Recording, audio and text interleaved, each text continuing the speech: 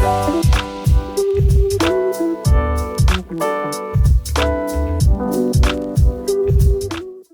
my name's Sarah Golden. I'm the energy analyst at GreenBiz, and I'm delighted to be in GreenBiz studio today, joined by Don Weisz, CEO of Marin Clean Energy. And I'm a huge fan of Marin Clean Energy. I always find that they do incredibly innovative things and are really at the leading edge of finding new ways to get clean energy to customers. So welcome, Don. It's great to see you. Thank you so much. It's such a pleasure to be here. I'm really honored. So can you tell me a little bit about how Marin Clean Energy has changed over the last few years and what you've been seeing from your customers as shifting demands since the start of COVID and sheltering in place? Yeah, well, over the last few years, we've seen a lot of changes because we have grown quite a bit and we're serving a lot of new communities with a lot of new programs. In our early years, we were very busy with initial launch activities. But since that time, we've really been able to dig in and focus on things that our community wants to see improved in as far as energy goes. We've been getting a lot of new local solar projects built. We've been incorporating battery technology, and most recently, in response to the wildfires that we started seeing in 2017, we've been implementing some resiliency programs that I can talk about a little later. But first, I'll say a little bit about how we've seen changes related to the pandemic. Obviously, that was an unexpected event this year.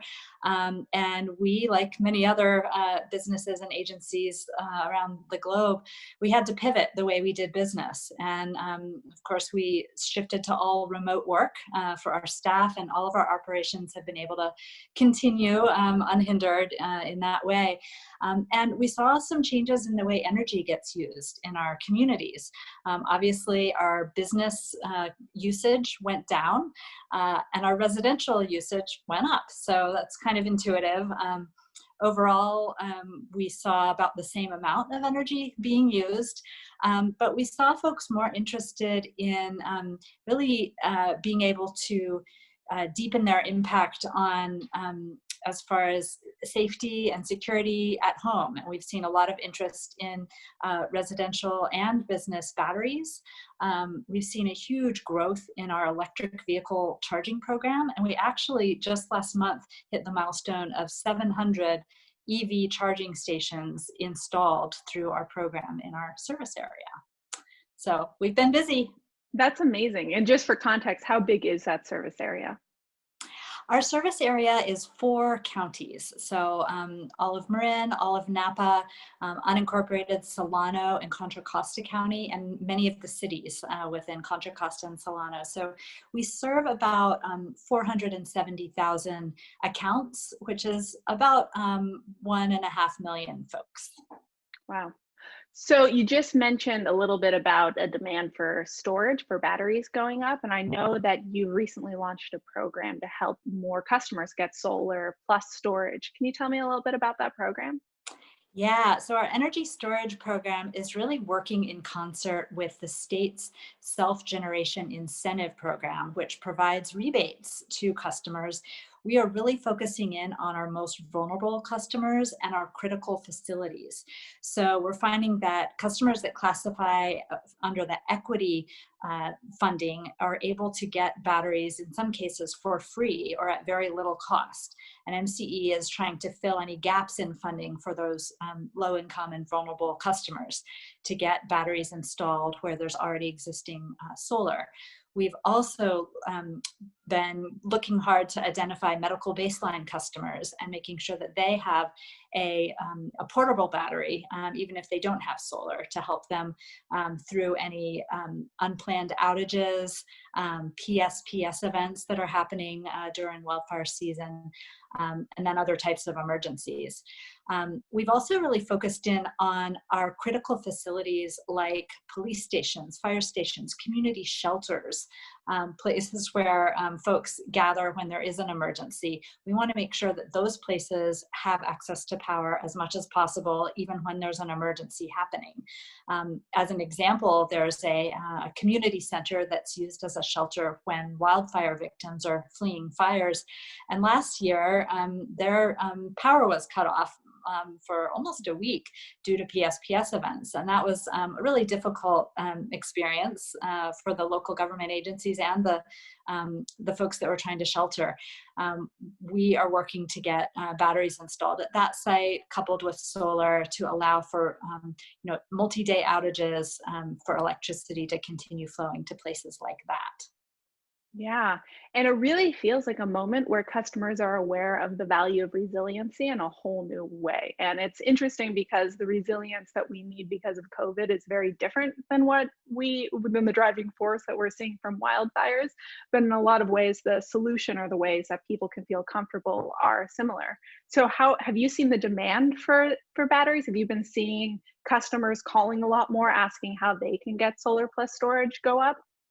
Yeah, we've seen a lot of folks interested in both in our program and folks that are just in the general market looking to pay for their own battery and get it installed.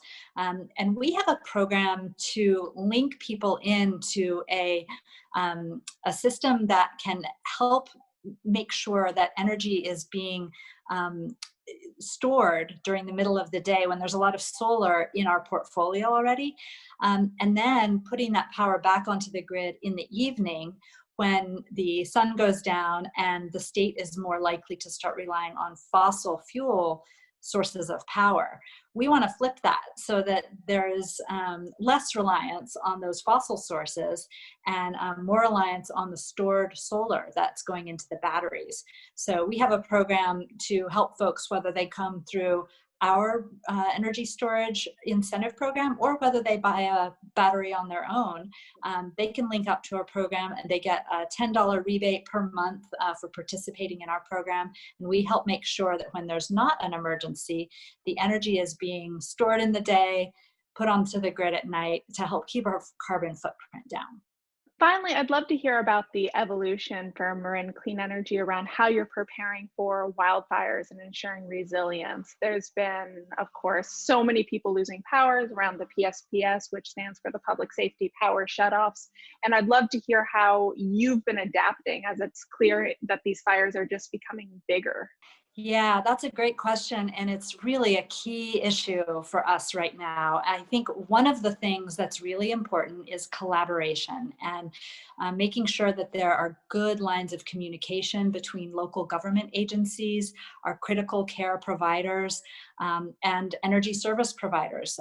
We coordinate closely with our fire folks and PG&E and try to make sure that folks are all on the same page regarding when an outage might occur, how long it's going to last, making sure folks know where shelters are if they need to evacuate, or places where they can go when their energy is going to be temporarily disabled.